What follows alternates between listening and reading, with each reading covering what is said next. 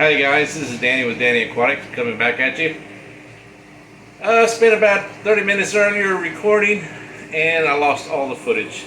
So I'm going to try to just go over the details of what I went through to put some of this decor together, and it's a crying shame.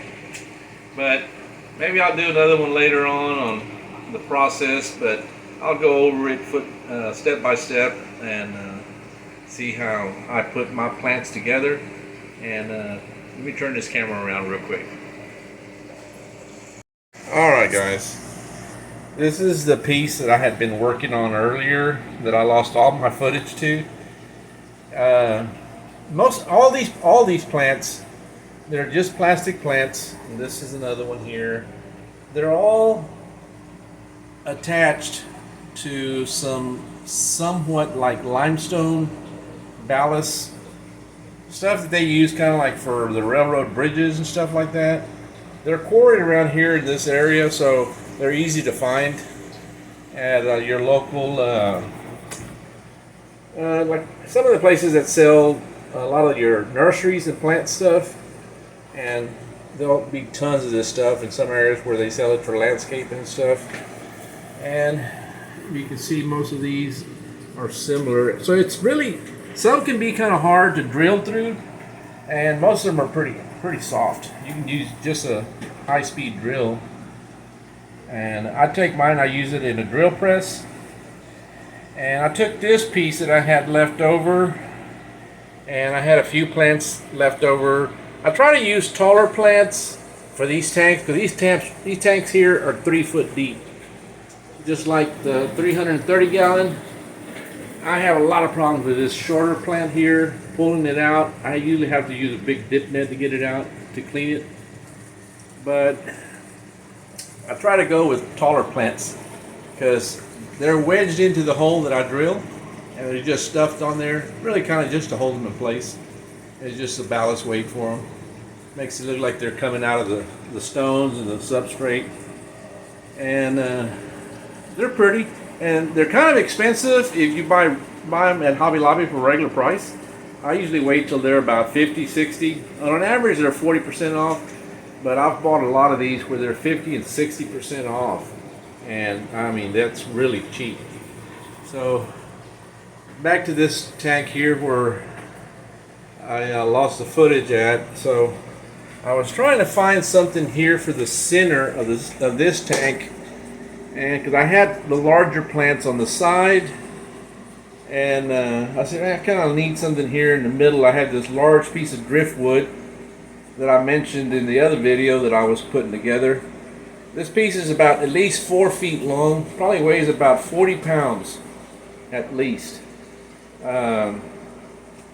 It was a piece of wood that I cut when I trimmed the trees up front. I have some live oaks, and this piece has been sitting in the pile in the backyard, in a pile that I keep just brush in. It's been back there for about at least 4 or 5 years.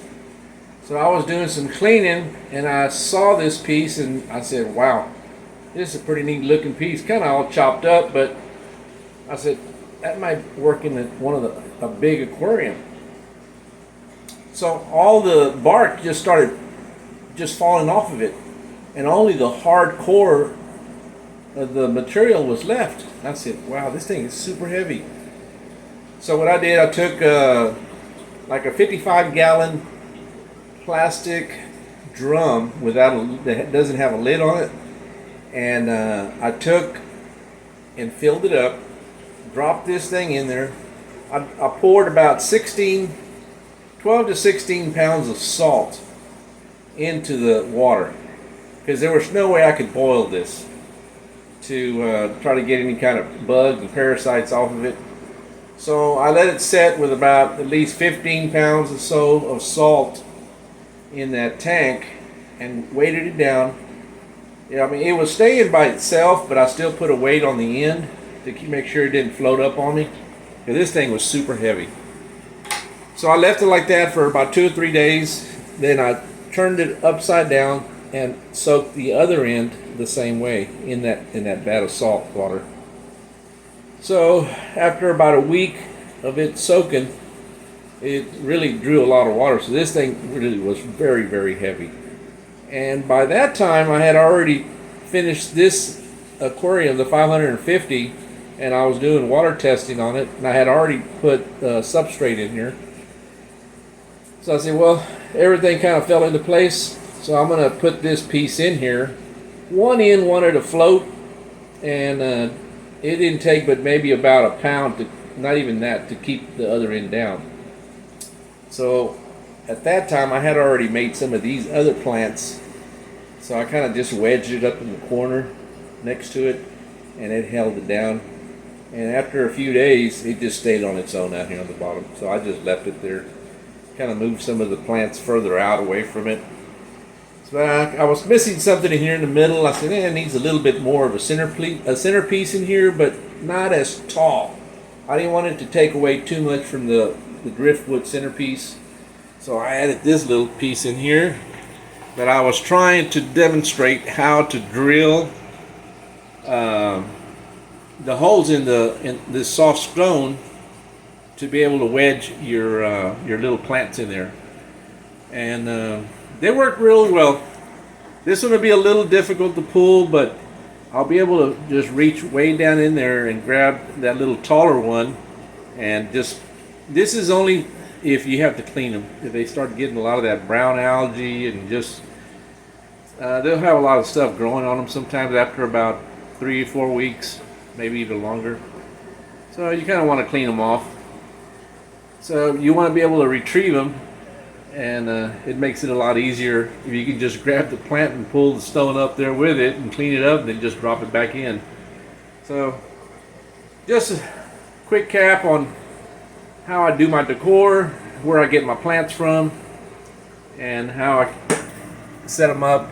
You get a closer picture where you can see where I actually drilled and put those little plants in there. And I usually drill about 1.25 inches at least into the stone, and most of these holes are probably around like 1/4 inch, and I just wedge it in there, and it's really tough to get them out of there once you wedge them in there. So they're usually in there permanent, and you don't have to use any kind of silicone or anything. So just try not to make oversize the hole. That way you can always step up to make it a little bigger, but once you make it too big, it's far gone. You can't use the plant to go in there. You have to actually drill another hole.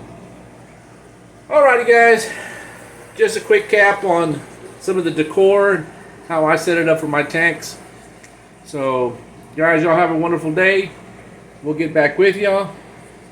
Let me know, send me some pics of y'all's DIY decors, if y'all do any yourselves. And if there's any more updates, I'll post them on here. Y'all have a great day, and like and subscribe, and we'll see you on the next video. Later guys.